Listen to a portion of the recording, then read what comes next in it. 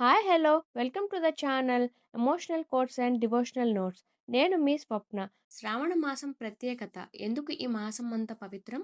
శ్రావణ మాసంలో చేసిన ఒక చిన్న పూజ కూడా ఎన్నో రెట్లు ఫలితాన్ని ఇస్తుందని మీకు తెలుసా?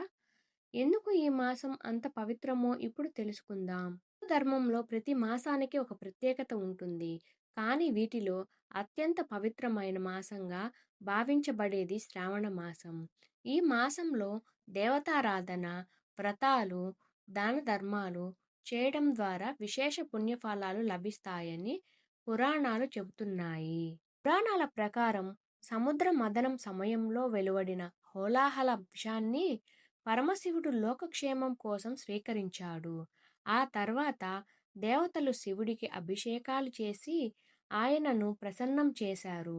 అందుకే శ్రావణ మాసంలో శివారాధనకు అత్యంత ప్రాధాన్యత ఏర్పడింది. శ్రావణ సోమవారం చాలా విశిష్టమైనది. శ్రావణ మాసంలో వచ్చే ప్రతి సోమవారం ఎంతో పవిత్రమైనది. ఈ రోజున శివాలయానికి పాలు, నీరు, బిల్వ దళాలతో అభిషేకం చేసి ఓం నమః శివాయ మంత్రాన్ని జపిస్తే శివుని అనుగ్రహం లభిస్తుందని భక్తుల విశ్వాసం. ఈ మాసంలోనే వరలక్ష్మి వ్రతం జరుపుకుంటాము. శ్రావణ మాసంలో వచ్చే రెండవ శుక్రవారం రోజున మహిళలు వరలక్ష్మి వ్రతాన్ని ఎంతో భక్తి శ్రద్ధలతో ఆచరిస్తారు. ఈ వ్రతం ద్వారా కుటుంబంలో ఐశ్వర్యం, సౌభాగ్యం, ఆరోగ్యం, ఆనందం పెరుగుతాయని నమ్ముతారు.